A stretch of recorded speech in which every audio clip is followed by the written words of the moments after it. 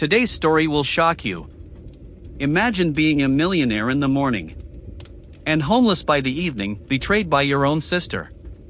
Stay with us as we uncover how one man lost everything he loved, and how a simple act of kindness changed his life forever. Ethan Cole had always believed that the world rewarded those who worked hard enough.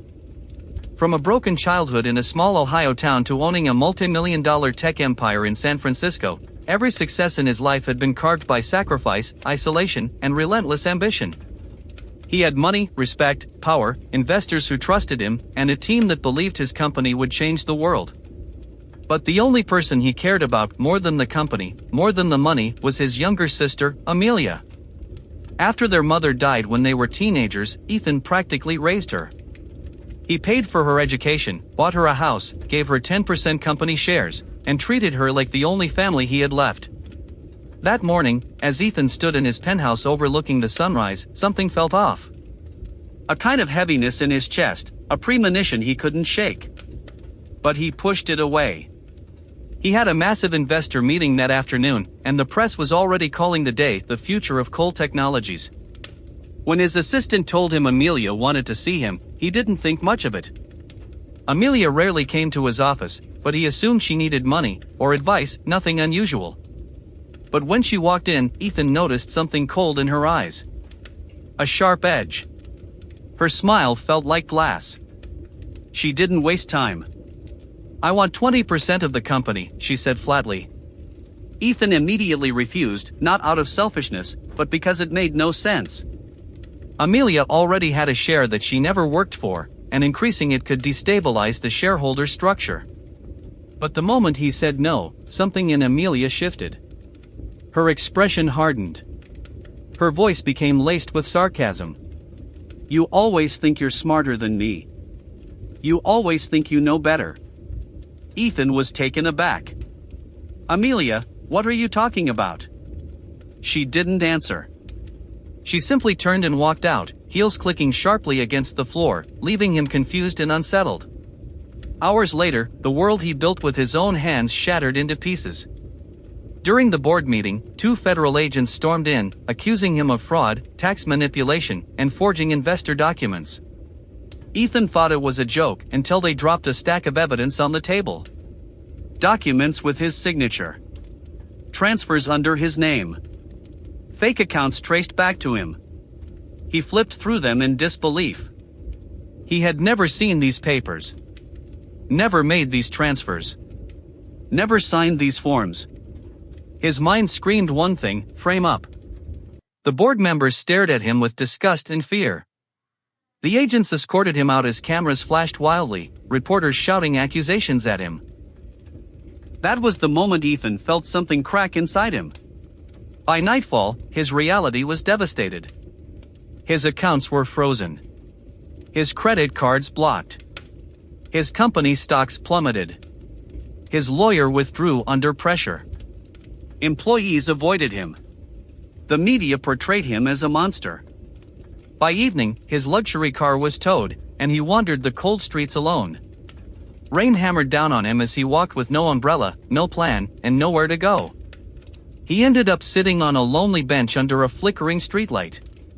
His suit was drenched, his hands shaking, his mind spinning with disbelief. He tried calling Amelia, but she didn't answer.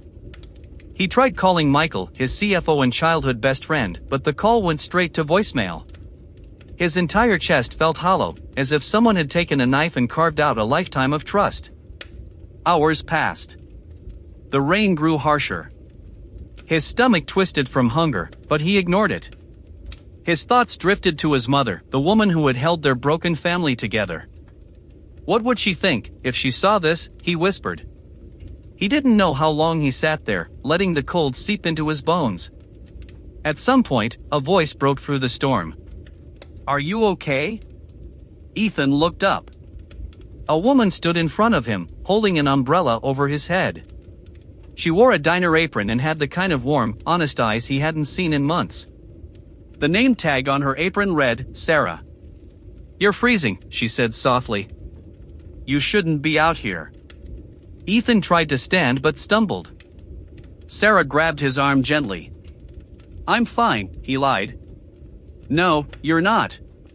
She studied his drenched clothes, the way he shivered, the lost look in his eyes. Come to the diner across the street. It's warm. You don't have to buy anything. Ethan hesitated. He wasn't the kind of man who accepted help. I can't pay, he murmured. Sarah smiled. I didn't ask you to. That simple kindness hit him harder than the rain. Inside the small diner, she sat him down and brought him a bowl of soup. Steam rose from the bowl, warming his face. But when Ethan tried to thank her, his voice cracked. I used to be someone, he whispered helplessly. I had a company. A home. People who respected me. Sarah sat across from him. And what happened? Ethan swallowed, the truth burning his throat. My sister. She took everything. Sarah's eyes widened, but she didn't judge. She listened. Really listened. Ethan explained it all, the forged documents, the false charges, the downfall, the frozen accounts. But when he mentioned Amelia again, his voice shook. I gave her everything, he muttered. I trusted her more than anyone. Sarah leaned forward. Sometimes the people closest to us cut the deepest wounds, she said. But losing everything doesn't mean you're finished. It means you're about to find out what you're truly made of. Ethan stared at her, surprised by the strength in her words. By the end of the night, she had bought him a motel room nearby. He tried to refuse, but she simply placed the keycard in his hand and walked away before he could speak. Inside the motel room, Ethan sat on the bed staring into the dim yellow light. He felt lost. Alone. Broken. His phone buzzed one last time before dying. A message from his lawyer. Ethan, you're right. Amelia wasn't alone. Someone else is behind this. Ethan froze. Someone else? Before he could respond, the screen went black. He fell back onto the bed, exhausted. But one thing had changed. For the first time since losing everything, he had a spark of hope. Someone else was involved. Someone even more dangerous than Amelia. Someone who wanted him destroyed. And when Ethan closed his eyes that night in the dim motel room, he made a silent vow. He would find the truth. He would rise again. He would take back everything stolen from him. Even if he had to start from zero. Ethan woke before dawn, the motel's thin curtains doing little to keep out the city's soft glow. Sleep had been shallow and jagged, full of flashes of boardroom lights, flashing cameras, Amelia's cool smile. Outside, buses sighed and the city began to move. He dressed slowly in the same damp suit he had been wearing the night the world fell apart. Pride had kept him from accepting help easily, but something else had softened an ache that demanded survival more than dignity demanded isolation. He found Sarah at the diner before her morning shift, arranging napkins and wiping a counter worn by 1,000 small lives. The place smelled of burnt coffee and fried eggs, and the light felt like a promise. When Ethan sat down, she regarded him without curiosity bordering on pity. She treated him like a person. That small, ordinary courtesy felt revolutionary. Any luck with Thomas? He asked, voice tight. She handed him a fresh cup of coffee. He called. He's working the angles. Said there's a name that popped up in the server logs, Victor Hale. But. She paused and watched him over the rim of her mug. There's always a but. Ethan ran a hand over his face. He had heard Victor's name before, an investor with a reputation for buying companies and ironing out anyone who stood in the way. Years ago, Victor had tried to buy Ethan's startup. Ethan had refused. He'd convinced himself back then that the refusal was moral. Now he wondered how much of that refusal had also been stubborn pride. Thomas found payment trails to shell companies, Sarah continued. There are emails, but they're encrypted. We might need someone on the inside to crack them. Ethan's mind went to Michael, his childhood friend, his CFO, the man who used to joke about spreadsheets and takeout. Michael had been more than an employee, he had been a brother in suits. The thought of confronting him made Ethan's throat close. I'll go see him, Ethan said without thinking. Maybe he can tell me something. Maybe he stopped, because deep in him he knew that the Michael he loved and trusted might be gone, replaced by a man lured by easy money and slick promises. Sarah frowned. You sure? He's probably surrounded by lawyers and security. Ethan nodded. I have to know. They left the diner together. Ethan felt the weight of being watched, of stepping back into spaces where his face had meant headlines, now meaning scandal. The building where Michael worked was glass and steel, a place that reflected the sky and swallowed the people who entered. Security recognized Ethan now as a liability rather than a VIP. They wouldn't let him in. He hovered outside the revolving doors while Sarah, who had no workplace attachment to protect, slipped past to ask a question. She returned shaking her head. He's in his office, she said. But you can't just walk in. I can try to get him to meet you outside. Ethan waited beneath a gray sky while the city hummed around him, the smell of rain and exhaust mixing. He replayed the last decade in his head, late nights at rickety desks building a product that wouldn't quit, investors who believed in promises, the board meetings, the praise. He could have sworn he had lived a lifetime of careful choices. None of that prepared him for betrayal from inside. It was Michael who appeared, a silhouette framed by the building's revolving glass. He wore a tailored suit and a face that had learned how to hide complications. When their eyes met, something unreadable passed between them, and ancient intimacy mixed with unbearable distance. Ethan, Michael said. His voice tried for warmth but landed on something brittle. Michael, Ethan replied. We need to talk. They stood in the shallow rain, words between them as thin as the drizzle. Ethan's hands trembled, not just from the cold. He asked straight away about access logs and encryption, about the payments Thomas had traced. Michael's jaw tightened. You don't have anything on me, Michael said, too quickly. I trusted you. Ethan felt a small twist in his gut. Then why did your account receive transfers from those shell companies? Why are your emails linked to Victor? For a beat, Michael's composure faltered. He looked older suddenly, like a man aware that choices had consequences and that guilt had found him. You don't understand, Victor offered a deal. He told me we could scale faster, bring in capital. You were always cautious. I thought just a bridge. It was supposed to be temporary. And when you signed those authorizations, when you created the channels that funneled money and forged signatures, you thought it was temporary? Ethan's voice went hard. He felt foolish and used all at once. Michael swallowed. The rain grew heavier, and a taxi splashed past, sending a spray that soaked Ethan's shoes.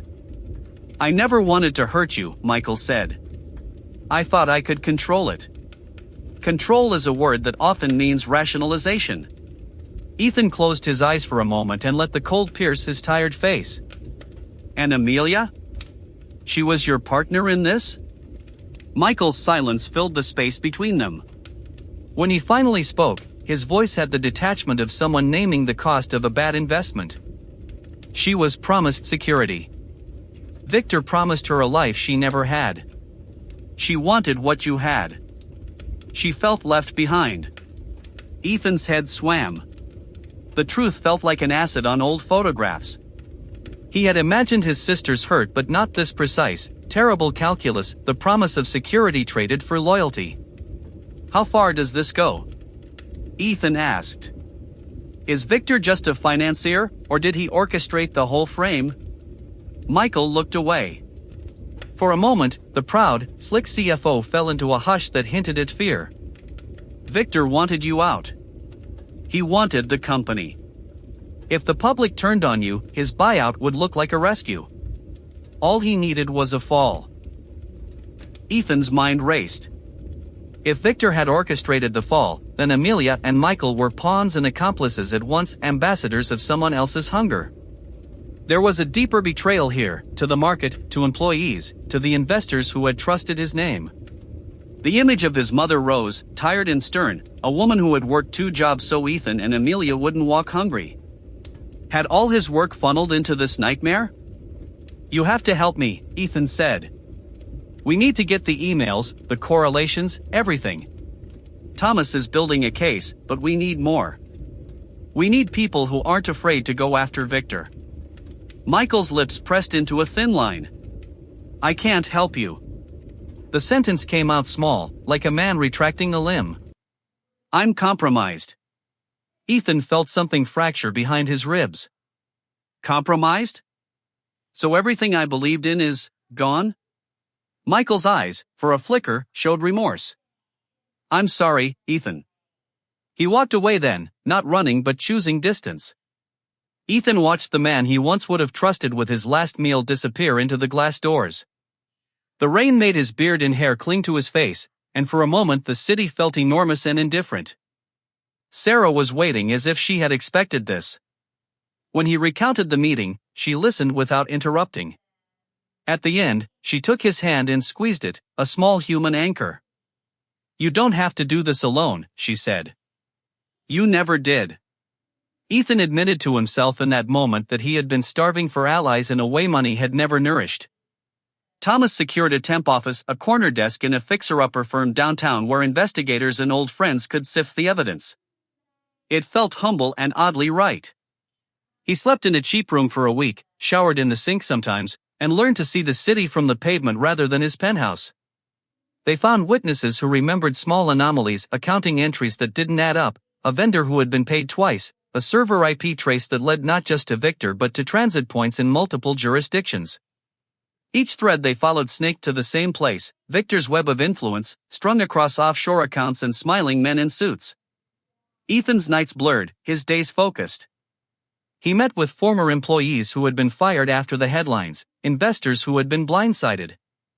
Some hated him, some wanted answers, some still believed him. Slowly, alliances formed. Small donors stepped in to stabilize the sections of the company that served vulnerable clients. A whistleblower inside Victor's network reached out anonymously with a thumb drive, its contents encrypted but promising. When the news cycle shifted to question Victor's motives, the first cracks began to show. Victor's PR machine churned, accusations rose, and a few powerful figures found themselves on uneven ground. For every step forward, Victor responded with force. Lawyers, denials, and character assassinations. The fight felt David and Goliath, except the sling was now digital trails and the stones were truth and persistence.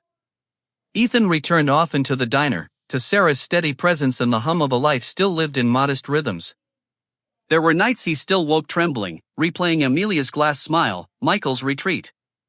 But in the small acts, the plate of soup, the volunteer who offered to audit a set of files pro bono, the former intern who showed up with a memory stick, he found a curious tenderness.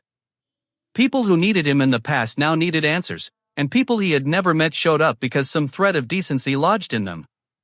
Months passed in a condensed way, measured by subpoenas and late-night emails rather than calendars. Thomas unearthed a chain of payments that could be presented to a magistrate. An investigative reporter picked up the thread, writing an article that traced Victor's patterns of predatory acquisitions. Michael, under pressure and seeing his own house of cards wobble, began to cooperate but not without bargaining for immunity. Amelia, isolated and furious, oscillated between defiant silence and panicked cooperation. Each revelation landed like a blow, but also, paradoxically, scoured the wound. The public began to see the complexity. People learned that a fall could be manufactured and that monsters often wore tailored suits. When Victor's accounts were frozen and a criminal investigation opened into the shell networks that funded the fraud, Ethan felt relief that was almost embarrassingly human. An adult finally permitted to breathe. Yet the road ahead remained sharp. Papers still called his name when he walked down the street. Some investors decided to sell at a loss, others clung to the hope of recovery. Ethan's signature was tainted in certain circles. But one truth had settled into him like a renewed bone: losing everything had not stripped him of his capacity to rebuild, it had leveled him to see what mattered. In the diner, with Sarah refilling his cup, Ethan looked up from a new stack of documents and allowed himself the smallest of smiles. For the first time in weeks he felt less like a man falling and more like a man who had started to climb. He had allies now, messy, imperfect, human allies, and a plan that might, if fate favored truth, let him stand again. There was still Victor to face, still a courtroom to clear, still friends to heal. But as the city unfolded beyond the diner's window, Ethan understood that some things could not be bought back with money. Trust once broken took work and humility to mend, and redemption, if it came, would be earned in small, steady steps. He folded the latest printout into his pocket, rose, and left a generous tip. Outside, the sky was bruised and bright. He took a breath and walked toward the next meeting, toward the next witness, toward whatever would come. He did not know if he would recover everything, but he knew what he would not do: surrender to bitterness. At the edge of the block, his phone buzzed with an anonymous number. He answered. "We found something else," Thomas said, voice tight with adrenaline. "You're not going to believe where the trail leads." Ethan braced himself. He had survived falling. Now he stood ready to follow the last thread, even if it led him to the most dangerous man of all. The phone call from Thomas hung in Ethan's ears long after they'd spoken. The way Thomas had said, "You're not going to believe where the trail leads," carried a weight that pressed on Ethan's ribs. He could feel a shift coming, something ugly, something final, something that would shake what little remained of his foundation. He walked through the San Francisco streets with hurried steps, weaving past the morning commuters who had no idea their city was about to witness the climax of a corporate war hidden behind polished glass and perfect smiles. The air smelled like wet asphalt and bitter coffee, the city hummed with the indifference of millions. But to Ethan, every sound felt sharpened, every glance suspicious. He knew too well how easily the world believed what headlines told them. Thomas was waiting for him in the small office they'd borrowed, a cramped space with flickering lights, mismatched chairs, and the faint odor of paper and anxiety. But it had become the headquarters of their fight for truth. On the table were stacks of printouts, court filings, server logs, and a laptop that hummed with an encrypted drive slowly yielding its secrets. Thomas didn't waste time. He held up a single sheet of paper with a name circled in red. "Ethan, this isn't just Victor. There's someone else. Someone even closer." Ethan felt his stomach tighten. "Who?" Thomas hesitated before saying it. "One of your own board members. Daniel Price." Ethan blinked. Daniel had been with him from the early days, offering funding when the company was nothing more than a dream. Daniel had given him mentorship, guidance, and for years seemed like a father figure. That's why Ethan had never questioned his loyalty. "Daniel?" Ethan whispered. "Why would he?" Thomas placed more documents in front of him, emails between Daniel and Victor, references to controlling the narrative, discussions of how Ethan had become too idealistic for the company's long-term growth. And then the final blow, a signed agreement between Victor and Daniel outlining how they would jointly acquire full control of coal technologies once Ethan was removed from power. Ethan felt heat rush through his face. Betrayal layered on betrayal. Amelia, Michael, Victor, now Daniel. It was as if every person he had ever trusted had joined hands to push him into the abyss. Thomas spoke carefully. "They thought you'd surrender. They didn't expect you to fight. But now we have enough to bring them all down." Ethan sank into a chair, breath trembling. "Why would Daniel betray me? I gave him everything. I trusted him more than anyone." Thomas sighed.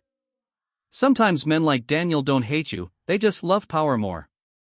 Ethan stared at the papers until the words blurred. His thoughts spiraled: his mother's face, Amelia's cold smile, Michael's guilt, Victor's greed, and Daniel hiding behind a fatherly facade while quietly tightening the noose. "Then we exposed them all," Ethan finally said. His voice was calm, but his hands were shaking. "Everything. Every transfer, every forged document, every communication. No more hesitation." Thomas nodded, a fire in his eyes. "Good. Because the district attorney wants to meet." That single sentence lit something inside Ethan, a flicker of hope that maybe, just maybe, justice still existed. Later that afternoon, the DA's office was tense and clinical, full of sharp suits and sharper questions. They combed through the evidence Ethan and Thomas brought forward. Ethan answered every question with painful honesty, admitting what he knew and didn't know, recounting every interaction with Victor, Daniel, Amelia, and Michael. When the DA looked up from the files, her voice had changed. "Mr. Cole, if everything in this packet checks out, we're not only looking at corporate fraud. We're looking at conspiracy, racketeering, financial manipulation, and intentional destruction of shareholder value. These are felony-level crimes. The room felt heavy. How long will this take? Ethan asked, his voice unsteady. As long as needed, the DA replied.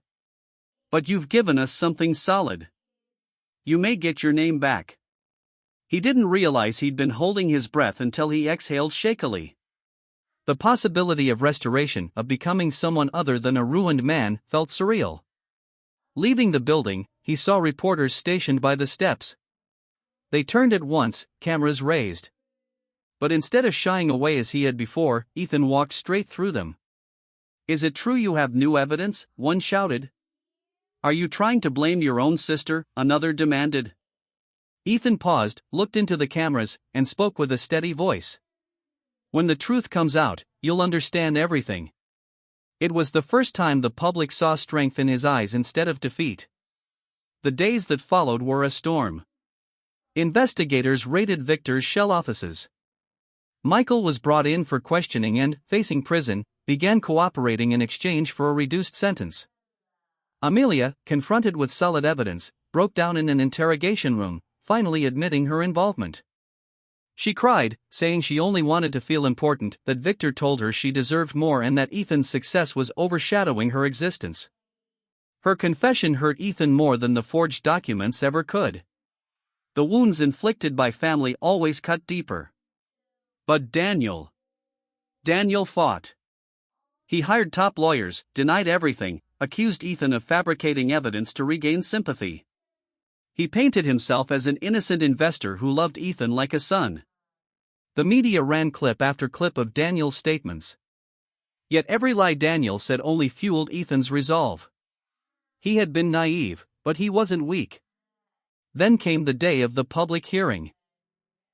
A crowded room filled with journalists, attorneys, investigators, and shareholders whose lives had been shattered by the scandal. Ethan stood before them wearing a borrowed suit. Not a millionaire. Not a CEO. Just a man who had crawled through fire and survived. His voice didn't shake as he spoke. For months, you saw headlines that said I was a criminal, a fraud, a thief, but none of those headlines showed the truth. They didn't show the forged signatures, the betrayal within my own board, the manipulation orchestrated by people who valued power more than integrity. He paused, scanning the room. They took my money. They took my company. They took my home. But they did not take my ability to stand up again. People murmured. Cameras rolled. For the first time, a ripple of respect moved through the room. The evidence was presented: emails, transfers, voice recordings from Michael, Amelia's signed confession. When the panel asked whether Ethan had anything else to say, he simply replied, "Let the truth speak." It did. By the end of the hearing, the room was silent. Daniel's face had drained of color. Victor stared straight ahead, jaw clenched. Amelia wept softly, eyes red with shame. Michael looked like a man who had finally seen the cost of his choices. The investigations that followed were swift. Victor was charged with conspiracy and financial crimes. Michael took a plea deal. Amelia received leniency due to her cooperation but faced probation and the loss of all assets. Daniel, once a respected name, was indicted, his reputation shattered in minutes. Ethan was publicly cleared. But restoring his name wasn't the end, it was the beginning of rebuilding a life from scratch. People expected him to reclaim his company. Investors offered money to reboot the brand. Even the media tried to paint him as a comeback king. But Ethan had changed. His collapse had taught him what mattered and what didn't. He didn't want another empire built on pressure and polished lies. He wanted a purpose that lived beyond profit. So he created something new. A foundation dedicated to helping people ruined by fraud, wrongful accusations, corporate manipulation, and sudden financial collapse. People like him. People who had the right story but the wrong spotlight. Sarah became part of it not because Ethan asked, but because she believed in it. She helped design community programs, counseling centers, and support systems for families destroyed by legal battles they never should have faced. Ethan often returned to the diner where they'd first met. It became a quiet ritual, a place where he reminded himself of where he'd been and how far he'd come. People recognized him now, not as the disgraced millionaire, but as the man who stood up again when the world expected him to fall forever. One evening, as the setting sun painted the sky orange, Ethan and Sarah sat in their corner booth. The world outside glowed with promise. "Do you ever wish things happened differently?" Sarah asked. Ethan smiled, looking down at his coffee. "If they had," he said softly, "I might never have learned who truly stood beside me, and who never deserved to." Sarah's hand brushed his. A quiet warmth passed between them. "You didn't just get your life back," she whispered. "You rebuilt something better." Ethan looked out the window, watching the city lights flicker like stars reborn. "No," he said gently. "We did." He knew the scars would remain, betrayal never heals clean. But he also knew something deeper. You can lose everything and still have everything that matters left to build on. Ethan had fallen from the top of the world. But he had risen again. Not as a millionaire. Not as a CEO. But as a man who finally understood the true worth of a life. And this time, he wasn't rising alone.